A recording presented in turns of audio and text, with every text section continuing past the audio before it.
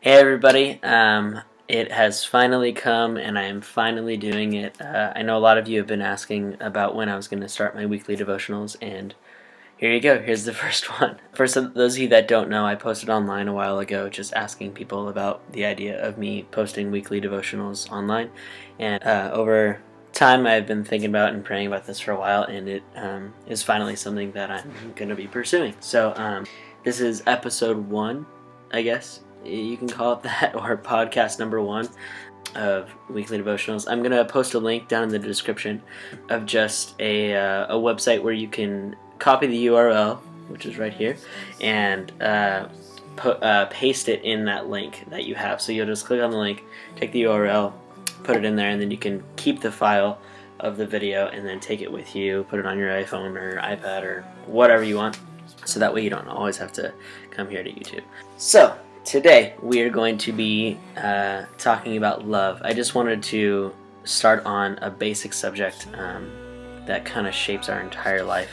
Those of you that know me know how much I focus on love and how much I think love is so important for who we are as humans. So with that in mind, we are going to open our Bibles, or our fake Bibles. I'm totally faking it today, I'm sorry. It's the Bible app, so it's still the same thing, but alright, whatever, we're moving on.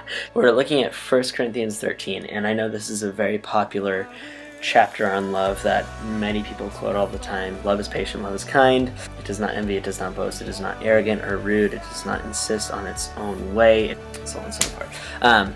So I just want to touch base on this because there's something very interesting about what we think love is and what love truly is, because a lot of times we have this idea of what something is supposed to be, or we have this thought of what we think it should be, and so we just base it off of that instead of looking at what the truth is for anything in life, because we often just want something to be true to make us feel better or to make us think that it'll make our life make more sense.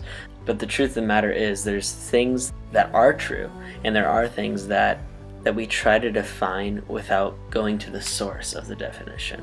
So if we don't go to the source of the definition, then we're not going to find what the truth is. So we're going to go to what the truth is.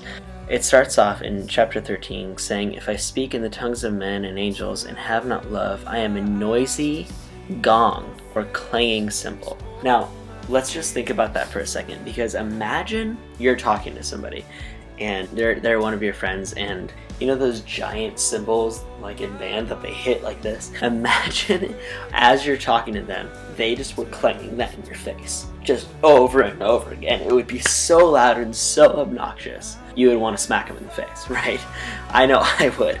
So in that same way, that is what the Apostle Paul is saying here. He's saying, if I have no love, then I'm just a noisy gong. I'm just doing that in somebody's face. And that is not love. We all know that. We all know we wouldn't want somebody to do that to us. So in that same way, how often are you doing that to somebody and not even realizing it? Because I know I do that all the time. I know that sometimes instead of loving on somebody, or instead of actually listening to them or letting them speak, I'm just trying to get my words in because I know that what I'm saying is right. You know what I mean? It's something that we all have to continually work on, because if we're going to focus on love in our life and we're going to make it true, then we need to make that evident, and we need to make it evident that certain things can't be said. So with that in mind, we are going to move on to verses 7 and 8, and I really want us to focus on the word all in these verses. And this says, "Love bears all things, believes all things, hopes all things, endures all things." Verse 8, love never ends. Love never ends.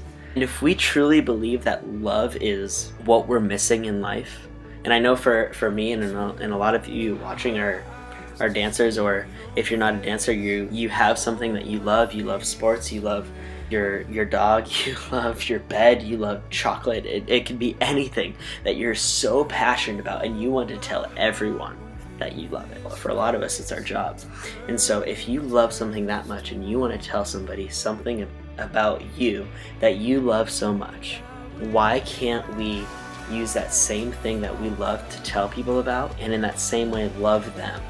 And what I mean by that is, I often want to tell people about my accomplishments or tell people about the things that I love instead of just loving on the person and letting that speak for itself. Because we think that we are defined by the things that we love instead of being defined by love itself. And so if we focus more so on being defined by love itself, we will then be living a life that is not only more loving, but we will be spreading love in a gracious way, and we will be doing what God has called us to do as humans, because we have been called to love. I'm going to move on to the final verse of that chapter, verse 13, and it is one of my favorites. It says, "So now, faith, hope, and love abide, these three, but the greatest of these is love." Faith, hope, and love. If we don't base our whole life off of faith, hope, and love, we are basing our whole life off of a lie. If you don't have faith, you can't have hope, and without faith, you don't understand love. Without hope, you aren't going to hope correctly because you won't have the faith to hope. And without hope, you can't have enough love to love somebody.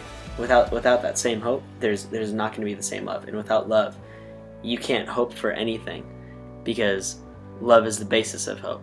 And without faith, you can't love. Same without love, you can't have faith.